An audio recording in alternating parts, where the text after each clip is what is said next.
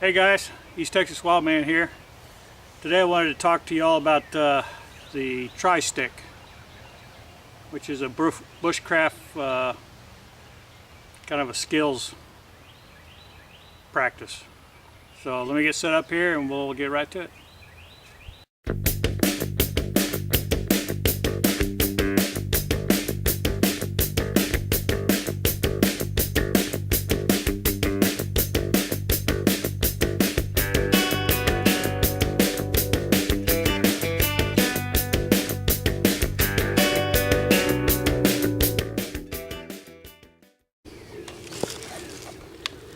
Okay guys, you're not going to see me today. We're going to look at the tri-stick anyway. So this is a more Kahansky's tri-stick, and what it is a stick where you do a number of different types of carving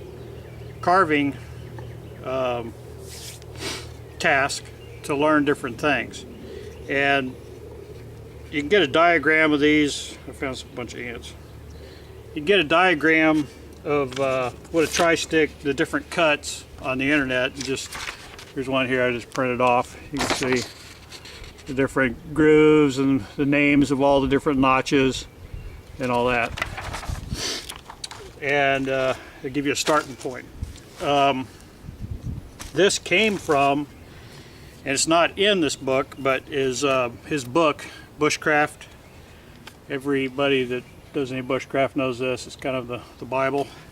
But he's got a whole section here on knife craft, and most of these cuts that are in here come from that.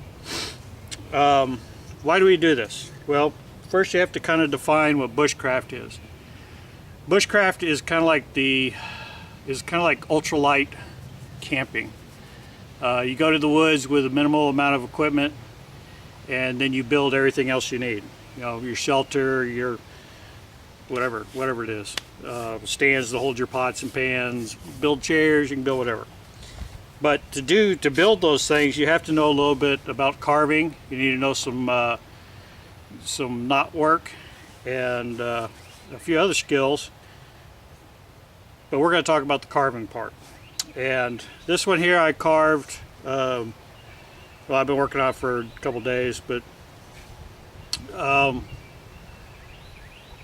I do one of these about once a year if I feel like I'm not carving a lot or enough, just to kind of stay in shape for it. And I just kind of wanted to explain what some of these things are for, these different notches and all this stuff. So right on top of mine, you'll notice I have the head, and it's a rounded off edge on the head. That can be used for anything from, you know, just dressing up a walking stick or making a steak or whatever. Then I have a round reduction here, which can be used for lashing, different types of lashings. Below that I have cut a pot hook, which actually would go like this, and you put the bail on your pot, your cooking pot, in here, and it will hold it over a fire for you. Then the rest of these are kind of like lashing points or connecting two sticks together. Damn, these ants. So one, I have a round reduction or a leave out in here. Let's see if I can get up there. So that's round. So I would take another stick the same size and lay it on top, and it would fit together, and then I would lash them. Over here we have a dovetail. So I'd take another stick, carve the opposite dovetail on the end of it, and they'd slide together.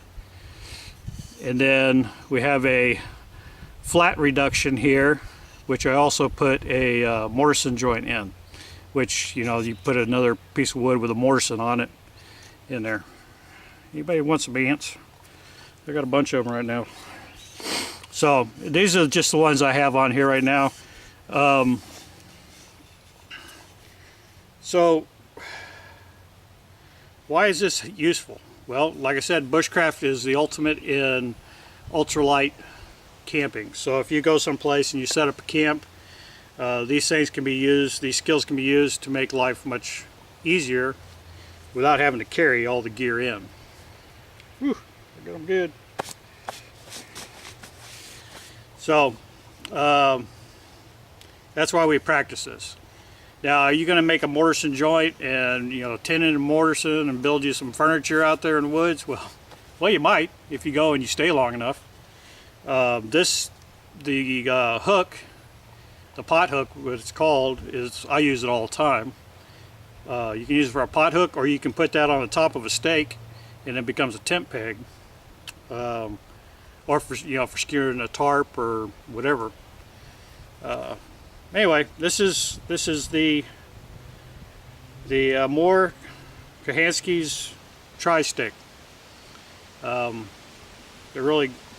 fun to make, give you something to do if you like to whittle, and if you've never whittled, you might give it a try and see that you enjoy it. Also, I would suggest this book. I'm getting glare from something. It does have a whole chapter on working with a knife, safety tips, and different types of cuts and grooves and stuff you can put into your tri-stick. I just use, this is my favorite whittling knife, and it's just a Moore, I think it's either a number 1 or number 10. It's the but it's the carbon steel version, and it's a great whittling knife. I would suggest also that you have a surface to work on, because a lot of these cuts take a lot of pressure. You don't want to be doing it on your leg. You know, you slip off, take out your femoral or something like that, then it just got real bad. So I would find a stump, a workbench in your garage, you know, your kitchen table, whatever, something that you can work on when you're building this thing. So, all right, guys, I just want to give a quick shout out too to the Warrior Tribe. I know you all are working on these things too. Enjoy them. They're fun to do, and it is a good skill to have to make your life a lot easier in the woods. Okay, this is East Texas Wildman. God bless everybody. We'll see you next time.